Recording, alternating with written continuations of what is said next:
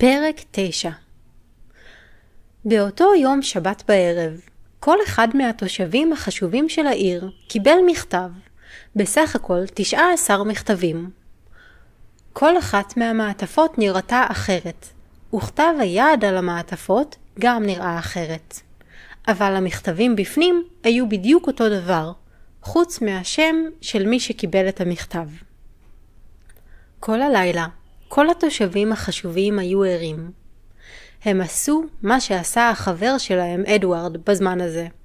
הם ניסו מאוד להיזכר מה הייתה העזרה הזאת שהם נתנו לברקלי גודסון. זה לא היה קל, ובכל זאת הם הצליחו. בזמן שהם היו עסוקים בעבודה הקשה הזאת, הנשים שלהם בילו את הלילה בבזבוז הכסף. זאת דווקא הייתה עבודה קלה. בלילה הזה, 19 אנשים בזבזו בראש שלהן בערך $7,000 מתוך $40,000 שהיו בשק. 133,000 ביחד. ביום הבא הייתה לג'ק הלידי הפתעה. הוא שם לב שהפנים של 19 התושבים החשובים והאנשים שלהם היו רגועים ושמחים שוב. הוא לא יכול היה להבין את זה, והוא גם לא יכול היה לחשוב על בדיחה שתשנה את המצב הזה. עכשיו היה התור שלו להיות עסוק בחשיבה. הוא ניסה לנחש את הסיבות בשביל מצב הרוח הטוב שלהם. כשהוא פגש את גברת וילקוקס וראה את ההתרגשות והשמחה שלה, הוא אמר לעצמו, החתולה שלה הפכה להיות אימא לחתולים קטנים. אז הוא הלך ושאל מישהו שעובד אצלה במטבח, וזה לא היה נכון. גם העובד הזה ראה שהיא שמחה, אבל הוא לא ידע מה הסיבה. כשהלידי ראה את אותן רגשות על הפנים של בילסון, הוא היה בטוח שאיזה שכן של בילסון נפל ושבר את הרגל, אבל הוא בדק וגילה שגם זה לא קרה.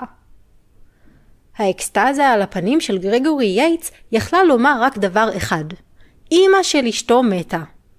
אבל זה לא היה נכון. הוא חשב, פינקרטון הבנקאי, הוא בטח מצא 10 סנט. ועוד ועוד. בחלק מהמקרים הוא לא היה בטוח אם הניחוש שלו היה נכון או לא, ובחלק הוא גילה שטעה. בסוף הלידי אמר לעצמו, בכל מקרה, 19 מהמשפחות של הדליברג חיות כאילו הן בגן עדן. אני לא יודע איך זה קרה, אבל נראה לי שאלוהים לקח יום חופש היום. היה בעיר ארכיטקט אחד, שגם בנה בתים. הוא הגיע לא מזמן ממדינה שכנה, וקיווה להתחיל לעבוד בעיר הקטנה. כבר עבר שבוע מאז שהוא פתח את העסק שלו, ואף אחד לא בא אליו עדיין. כבר לא הייתה לו תקווה. הוא הצטער שבא לעיר הזאת. אבל עכשיו פתאום המזל שלו השתנה.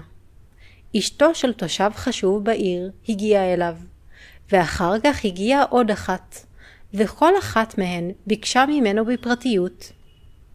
בוא לבית שלי ביום שני, אבל אל תספר על זה כלום בינתיים. אנחנו חושבים שאנחנו רוצים לבנות. הוא קיבל 11 הזמנות באותו היום. בלילה הוא כתב מכתב לבת שלו ואמר לה לא להתחתן עם הסטודנט העני שלה. הוא אמר שהיא יכולה להתחתן עם מישהו הרבה יותר טוב. פינקרטון הבנקאי ועוד 2 או 3 אנשים עשירים תכננו בתים גדולים מחוץ לעיר, אבל חיכו. אנשים כאלה לא מבזבזים כסף לפני שהוא נמצא אצלם בכיס. הזוג ווילסון חשב על רעיון חדש ומרגש, מסיבה ענקית. הם לא הבטיחו שום דבר, אבל כן אמרו לכל מי שהם מכירים שהם חושבים לעשות מסיבה כזאת. ואם נעשה אותה, אתם תהיו מוזמנים כמובן. זאת הייתה הפתעה בשביל הרבה אנשים, והם אמרו אחד לשני, אלה משוגעים, הזוג ווילסון, אין להם כסף לדבר כזה.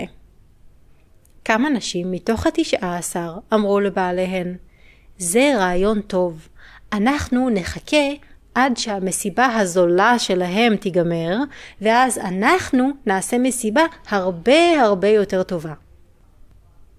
הימים עברו, והחשבון של כל הבזבוזים עלה ועלה, גדל וגדל, וקנה הרבה חלומות. נראה שכל אחד מה-19 יבזבז את כל $40,000 לפני שהוא אפילו יקבל אותם. הם לא רק יבזבזו את הכל, אלא בכלל יהיו במינוס, גם אחרי שיקבלו את הכסף. היו מקרים שבהם אנשים לא רק תכננו לבזבז את הכסף, אלא באמת בזבזו אותו באשראי. הם קנו אדמה, בית, בגדים יקרים, סוסים ועוד המון דברים מסוגים שונים. הם שילמו רק חלק מהכסף עכשיו, ואמרו שישלמו את הכסף שנשאר בעוד 10 ימים. אחר כך, ה-19 התחילו לחשוב על הסיפור הזה מחדש. הלידי שם לב שהאנשים האלה פתאום נראים לחוצים מאוד.